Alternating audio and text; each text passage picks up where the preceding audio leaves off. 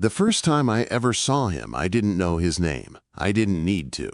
Men like Dante Russo don't need to be introduced. They walk into rooms and everything else fades into the background. He sat there at the corner booth, all eyes on him as if he owned the room. No, as if he was the room. Even from a distance, I could tell he wasn't just another rich businessman. He was danger-wrapped in a tailored suit, a quiet storm waiting to make landfall. And I was about to ruin my life for him. For a man who didn't even know my name. I slid the folded receipt onto the white linen beside his crystal tumbler, my fingers trembling just enough to smear the ink. From a distance, it looked like a bill, like any other receipt that had been dropped off by a server. But if he actually read it, if he actually looked, it would be a death sentence. For me, for the people aiming at him, maybe for both of us. "Any dessert for you and your guest tonight, sir?" I asked, my voice steady despite my heart hammering in my chest. It was all I could manage as my pulse screamed in my ears, my hands cold, but my smile as polished as the silverware I'd just cleaned. His girlfriend, Vivian, laughed at something on her phone, her voice as sweet and fake as her perfume. The sound clashed against the low hum of expensive conversation, too bright and too fake. The noise of the restaurant was muffled in my head. All I could hear was the cold, metallic tone of the note I'd just given him, the one that would change everything. I forced myself to walk away. Every step felt like a betrayal, like I was slipping into something darker, something irreversible. The way he glanced at the note without a hint of surprise haunted me as I made my way back to the kitchen. A man like him doesn't need to be surprised. He already knew. But the look in his eyes, like he was aware of something I wasn't, sent a shiver down my spine. 20 minutes earlier, I'd been alone in the ladies' room, scrolling through my phone on a 5-minute break when the door swung open. Red-soled heels clicked across the marble. Her. Vivian. I had no idea what she was up to, but when her voice dropped low, I couldn't help but listen. I told myself it was just a coincidence, but the more I heard, the more the chill of danger crept into my bones. "She's ready," Vivian's voice floated through the crack between the stall and the wall. "He's at the window table." The others are already in position. My stomach dropped. I stayed still, praying she wouldn't notice me eavesdropping. But I heard it, the plan, the hit. Right there, in the bathroom. There were men stationed in the bar and near the kitchen, a sniper across the street. All waiting for the moment, Dante Russo sat still enough to take the shot. I'd seen him. He wasn't a man who sat still. But for some reason, I couldn't let it happen. I had to warn him. I had to make sure he knew. The bathroom door clicked open, and her heels echoed out the door, leaving me frozen with the weight of what I had just learned. By the time I went back out onto the floor, I could feel the pressure building, like the entire restaurant was holding its breath, waiting for something to happen. I saw the men at the bar, the ones near the kitchen, already in position, waiting for the signal. But when I reached Dante's table, he didn't look at me at first. He just lifted his glass like he didn't see the storm approaching. But then, his eyes flicked down to the note. For a second, nothing changed. Then, everything did. His jaw tightened. That was all. No explosion of panic. No shout. He was calm, too calm, as if he already knew the game being played, as if he was already in control. And that's when I realized he wasn't surprised because he had expected this. "Is there a problem?" Vivian asked, her voice syrupy sweet, leaning into him. I stood there, frozen, caught in the depth of his gaze. "Stay," he said, his voice a quiet command that held more power than any shout. His eyes locked on mine, his focus as intense as the storm I had just set in motion. My body obeyed before my brain even realized what was happening. I stayed. "Stay." He said it again, and the words sank deep into me like a promise, or maybe a warning. I had no idea which. I had no idea that this moment would send me spiraling into a world where every choice I made would become a thread in the tangled web of Mafia lies and deadly secrets. But as I stood there, with Dante Russo's gaze piercing through me, I knew one thing for sure. I had just crossed a line that I couldn't uncross. and there was no going back. I didn't move when Dante said, "Stay." My feet were glued to the floor, heart pounding, the air thick with tension. Behind me, Vivian's voice faltered for a second, but I didn't dare turn around to look at her. I could feel her stare burning into my back. I was no longer just the waitress with a bad job and a tight schedule. I was something else now, a player in a game I didn't understand. The glass shattered before I had time to take another breath. The deafening crack of glass piercing the air was the only warning I had before Dante's body slammed into mine, knocking me sideways. My heart skipped as I felt his arm lock around my waist, pulling me with him. I hit the floor, hard, my face pressed against the cold, expensive carpet that smelled faintly of red wine and panic. His body was covering me, one hand pressing firmly into the floor, the other clutching my wrist. His grip was tight, almost bruising, but I didn't care. I couldn't care. Not with the danger hovering just inches away. "Don't move." Dante's voice was low and controlled, sending a jolt of fear through me. It wasn't fear of the gunshot or the chaos around us. It was the raw command in his voice that made my body freeze, 1,000 nerves suddenly aware of every breath. The restaurant erupted around us, chairs scraping, screams, shouts, glass breaking. But there was a strange calm in the chaos. Dante's presence, even as the world fell apart, made everything feel like it was still under control, like he had already seen the future and knew how it would play out.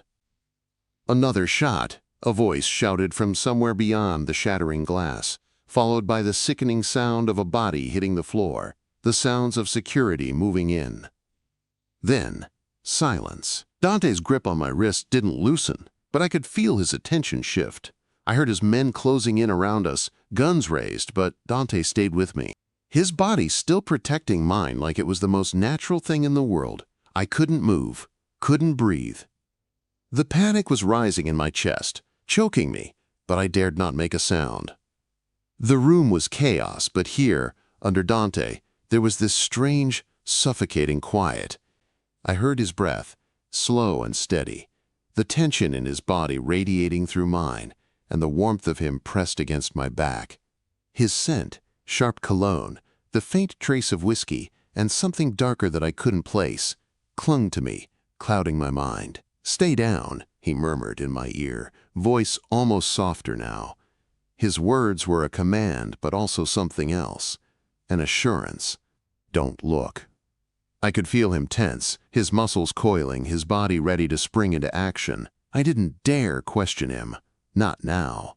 Not with the gunman still out there. The sniper still somewhere across the street, waiting for his next shot. For a second, I let myself believe that maybe this could be over. Maybe the chaos would stop. Maybe they'd just let us go. But that was a dream, one that was shattered as quickly as the glass had been. The chaos escalated.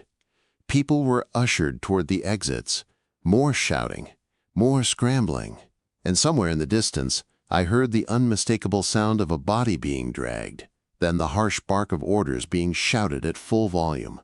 I felt Dante shift above me, his arm pulling me upright in one smooth motion, like I was weightless. The moment he let go of my wrist, I felt the rush of blood in my hand, like the circulation had been cut off for too long. He looked down at me, his dark eyes filled with something unreadable. "Stay here," he said, voice a low growl, before he turned toward the chaos. I wanted to scream. I wanted to say something, anything, but the words stuck in my throat. I watched him walk away, his movements fluid, dangerous. He didn't look back. The room was quieter now, but it felt like the calm before another storm. My mind was spinning. I was still processing the shot that had nearly killed him, the way he'd moved so effortlessly to protect me. Was he really that aware of everything? Was I just a pawn in a game I didn't know how to play? My hands still shook, but the adrenaline kept me rooted to the spot. I stood there, my legs unsteady, my breath shallow. The world seemed to move in slow motion, like everything was happening too fast, too out of control. And then, Like a switch had been flipped, Dante's security team swept in, pulling me back behind them. "Stay with Marco," one of them said, voice clipped and firm. "Marco will take you to safety," another added, their tone just as sharp. But I didn't feel safe. I felt like a piece of meat, tossed aside after the kill, left with nothing but fear and uncertainty. The room was a blur. The bodies, the chaos, the shouts, everything was spinning too fast. And then, as I looked around, I saw one of the men I had noticed earlier, the one at the bar who hadn't moved since we sat down. He was on the floor, blood pooling beneath him, his face pale and lifeless. My stomach churned. "He is not dead," one of the security guards muttered, his hand pressing against the wound on the man's shoulder. "Just disabled. He's not the target." I turned away, my mind struggling to make sense of it all. I didn't want to know who was the target. Not anymore. Not after seeing the dead look in Dante's eyes. He wasn't just protecting me. He was protecting everything. I just didn't know what he was protecting me from yet. But I was about to find out. The chaos didn't stop. It didn't end with the shots or the screams or the body on the floor. The restaurant still buzzed with panic. People scattered like insects seeking safety, but all I could do was stand there, rooted in place. My body frozen with fear and adrenaline.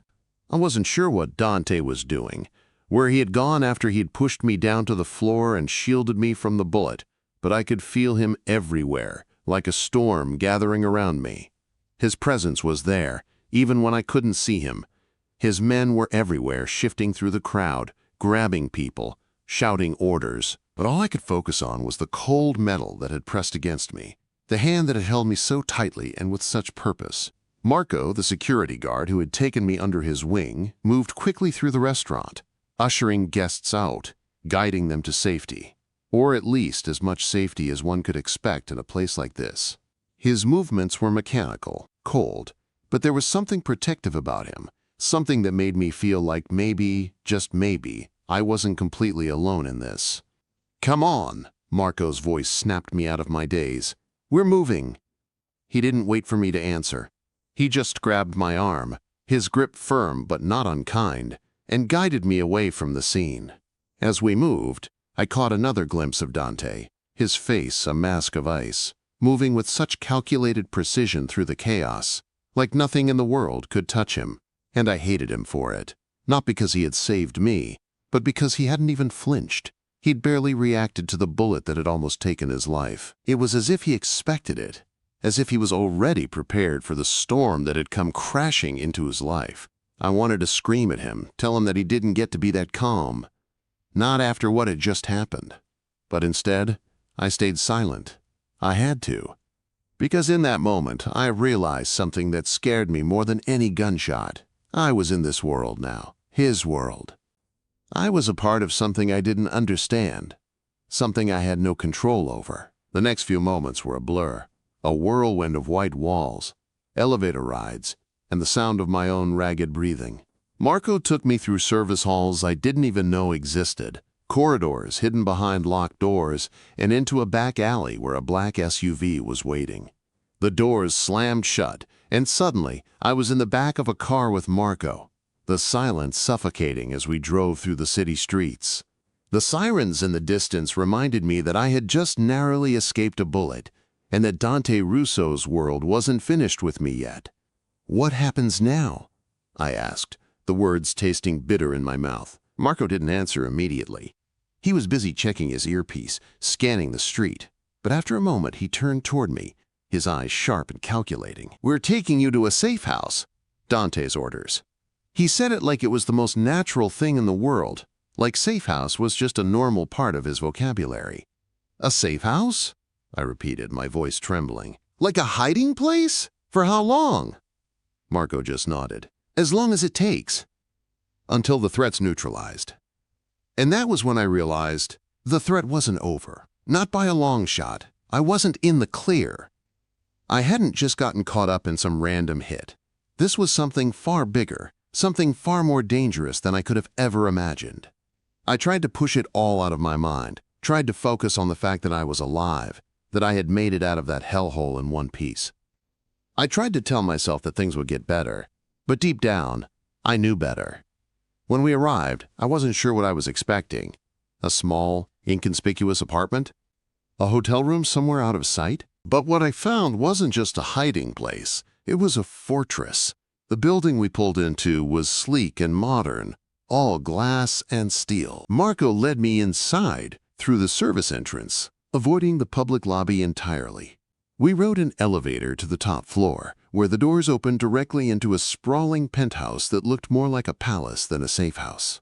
The windows stretched from floor to ceiling, offering a breathtaking view of the city below. Manhattan, glittering in the distance, seemed like a dream from up here. It was a city I thought I knew, but now it felt alien, a place where danger lurked around every corner. "Wait here," Marco said, his voice firm. "I'll let Dante know you're here." As soon as he left, I collapsed onto one of the leather chairs in the living room, feeling the weight of everything crash down on me. The walls felt like they were closing in, like I was drowning in a world I didn't understand. I reached for my phone, my fingers trembling as I checked for messages. There were a few from Amy, my coworker at the restaurant. She had tried to call me a few times, asking if I was okay. I hadn't had a chance to reply, not when I was so caught up in the madness. But there was one message that caught my attention, one that made my blood run cold. It was from an unknown number. "Bad choice, little bird. Should have stayed quiet. We know where you live. We know about your brother. Next time Russo won't be fast enough." My heart stopped. I didn't need to read the rest. I knew exactly what it meant. I had just stepped into a world where there was no safe place, no hiding. And now, the people Dante Russo was fighting against knew my name. I didn't even realize I was holding my breath until Marco reappeared in the doorway, his eyes scanning me quickly before he spoke. "Dante's on his way. He'll want to talk to you." But I didn't care about that. Not right now. I just needed to find my brother, the one person I had left in this world. I quickly dialed his number, praying he'd pick up. Ring, ring. The phone clicked. Voicemail. I left a quick message, barely able to speak through the panic in my voice. "Jake, please, if you're listening, just stay where you are. Don't open the door for anyone. I'll be there as soon as I can. Just stay safe." I hung up, feeling like I'd just made my brother a target. When Dante walked in, I didn't know what to expect, but he looked the same. Calm, cold, dangerous. The kind of man who made a decision and never wavered. "Are you okay?" he asked, his voice quieter than usual, like there was more to the question than the words. But I wasn't in the mood for his calm. Not after the texts. Not after everything that had happened. "I don't know," I said, shaking my head. "You're asking me if I'm okay? People just tried to kill you, and I'm stuck in some fancy penthouse being told I'm safe. How is any of this okay?" He didn't answer right away. Instead, he just looked at me, his gaze intense, measuring. "We'll figure it out," he said simply, and maybe that was the worst part of it all.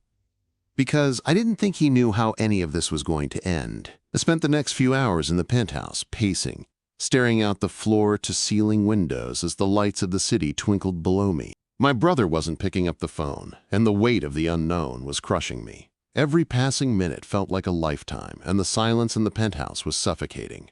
Dante had left to handle some business, and I was left to my own thoughts. I couldn't focus on anything.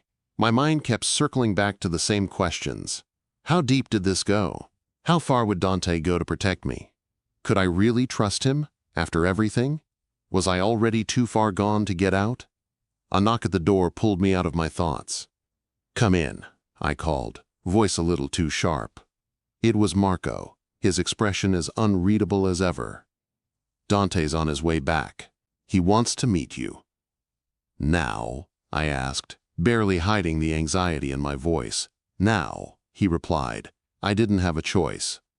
I followed Marco down a long, quiet hall to Dante's office, where he was sitting behind an oversized desk, his phone in hand. He looked up as I walked in, his eyes dark, focused as always. "You're looking better," he said, his voice low. I didn't know if he meant physically or mentally, but I didn't answer. I didn't have the energy for pleasantries. The weight of the moment, the looming danger, was too much. "Do you know where Vivian is?" he asked, his eyes narrowing, voice careful. I shook my head.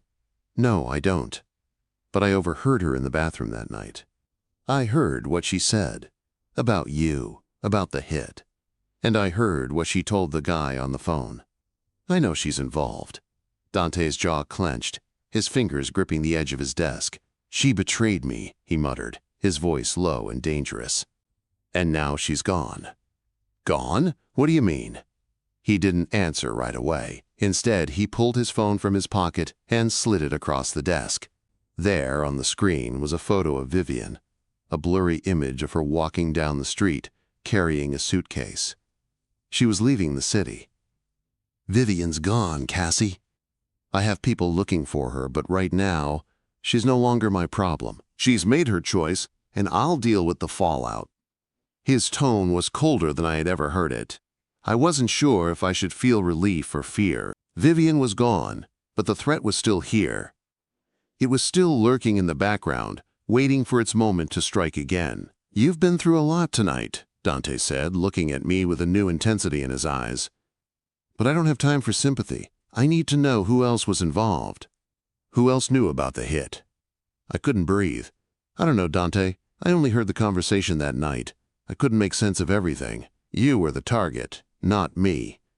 Exactly. That's why I'm asking you to trust me, Cassie. His voice softened, and for a second, the danger in his eyes seemed to fade. Trust him. I swallowed, feeling the weight of the question settle deep inside me.